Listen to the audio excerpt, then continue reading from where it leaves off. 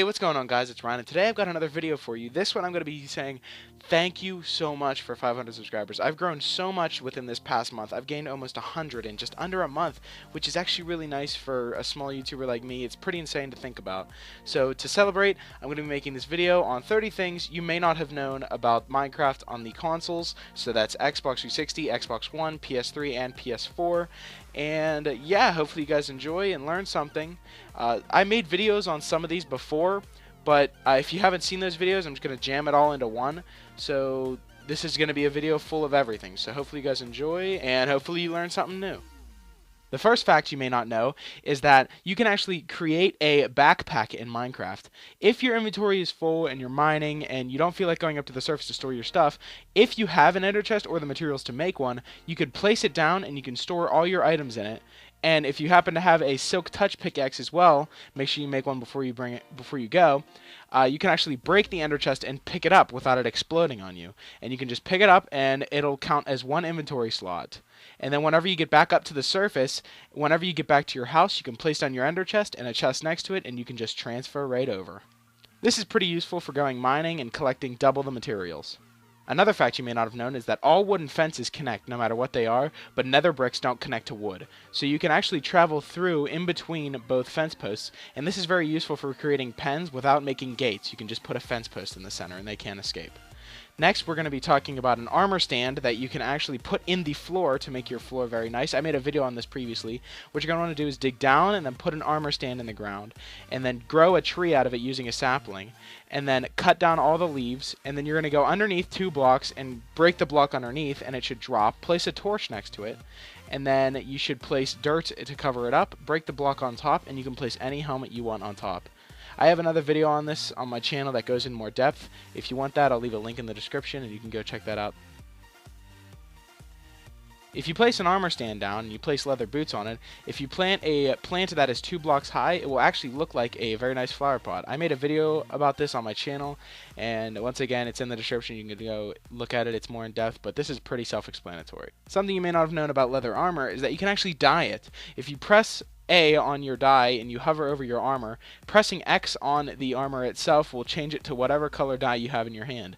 And I'm going through right now and I'm just using every single dye, and it works with every single one. So yeah, you guys should go try this out, and it's actually very creative and you can actually have a lot of fun with this. This would be useful for creating team-based game modes.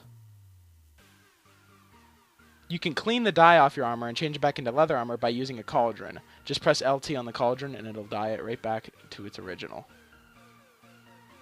You can actually flip switches through sideways staircases, and you can use this to hide doors and hide levers so that you can get into secret places and hide all your diamonds. Now, how to build this is you're going to build a little U shape with a door on the left. It can be a little more extravagant than this. It doesn't have to be like exactly like this. But yeah, you're going to put a side staircase going that way, and then you're going to build over it, and then you can actually, if you look, you can actually flip the lever through the wall, and you can get through. If you travel into the nether and you build up all the way to the ceiling, there should be a bedrock ceiling there. But if you bring at least 2 ender pearls and you shoot them both at the center, then you should teleport right through. And it's just an endless flatland of nether and bedrock, and you can actually build stuff up here. And once you're done building whatever you want to build, you actually get back by building another nether portal. So make sure you bring enough obsidian and a flint and steel. Pretty cool glitch.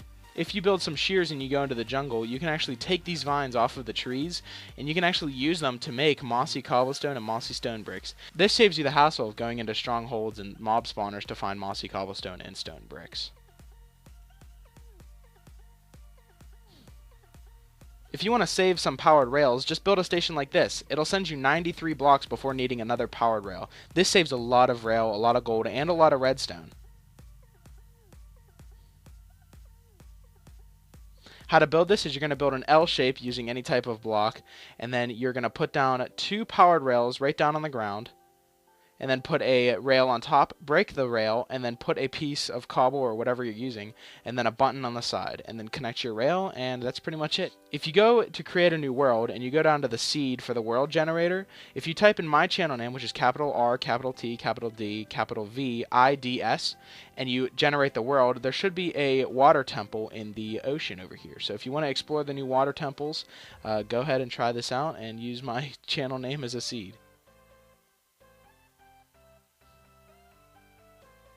Instead of wasting diamonds making tools and then enchanting them to see what you can get, and wasting the ones that you don't want, you won't have to enchant any of them. All you have to do is put a book along with some lapis in the enchanter, and you can actually make the books that you can find in the dungeons.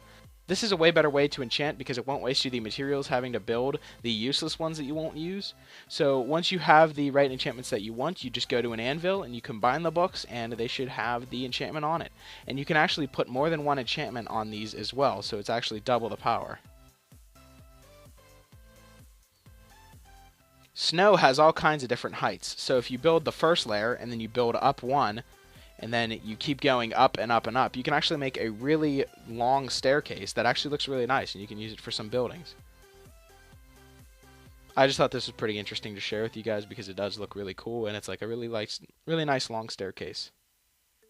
If you put a sign down and you go into the Xbox menu and you put some tildes in there, all the way to the end, as many as you can put, they'll actually hang off the side of the sign and not actually be on the sign.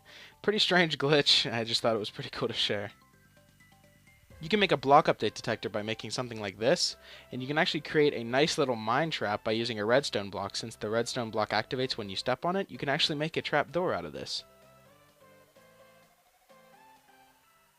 Everyone knows that there's daylight sensors in the game, but did you actually know that you can make a nighttime sensor? As you can see, I turn it to night and the light turns on, I turn it back to day and the light turns off. All you need to have is a daylight sensor underneath or out of the way of sight, and you put a redstone repeater next to it going into a block with a torch above it. You can make gravel and sand float by using string. As you can see, it looks like there's nothing underneath. String is a block that can float in midair and is very difficult to see, so you can actually make it look like sand and gravel are floating. New blocks found in the game, like andesite, can be crafted into a polished andesite that actually looks way better than the smooth stone. So use this for your houses instead of that. Cyan stained clay looks gray compared to cyan wool, which actually looks the real cyan. You can use any type of planks to make a boat, but whenever the boat crashes, it'll give you oak planks, no matter what. You can make redstone travel directly up by using glowstone like this, or you can actually use torches and invert the signal over and over again, and it'll go straight up one by one. Armor stands trigger all pressure plates in the game. As you can see, we have wood here, stone, gold, and iron all have a redstone signal appearing out of it. You can tell a silverfish block from an ordinary block because the silverfish block will be easily to break from your fists. If you have a bucket, fill it with lava and put it in your furnace. It smelts up to 100 blocks. Now, what you might be saying is, I don't want to stand at my furnace because there's only 64 slots in a furnace. Well, if you make something like this with hoppers, and you put lava buckets and the ore that you want to smelt in the chest above, they'll actually smelt until they are all completely done. You won't have to stand by it at all. If you put a dropper facing up and put a chest on top of it like so, if you put a lever next to it and you put stuff in the dropper, it can actually shoot up into the chest. A lot of people don't know about this, but it's actually kind of cool.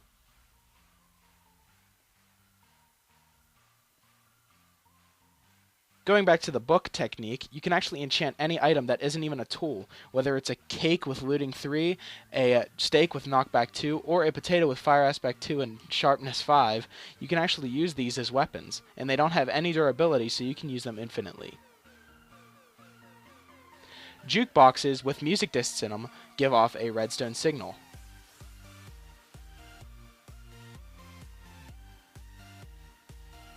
Dispensers can actually grow plants for you if you put them right next to the block that has the seeds on them, and you put a lever and you put bone meal inside, and it'll actually grow the plants for you.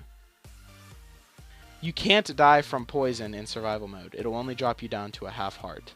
Doesn't matter what difficulty you're on. If you're in a tight space and need more storage, you can actually place a trap chest in between two normal chests, and you can actually use it for a normal chest. You don't even have to power it for anything. This can also be worked for 2 doubles right next to each other, and you can use 4 singles right next to each other as well. This is a pretty cool technique that you can use for more storage space, and it actually saves you a lot of room. Falling from any height, no matter what the height is, if you land on a slime block, it'll save you from all fall damage. Just be careful on the drop though. And one bonus fact for you, you can create a really cool looking torch holder by putting a torch on the wall, putting an item frame behind it, and then putting a stone slab in it. Another cool lighting technique is putting hoppers on the wall and using a flint and steel to light them. They will stay lit forever. So did you learn something new in this video? If you did, leave a like and comment down below. Be sure to subscribe for more content from me as well. Once again, I want to say thank you so much for 500 subscribers. It means the world to me. You guys are awesome. And hopefully you guys enjoy my content, and I will talk to you guys later. Check this out.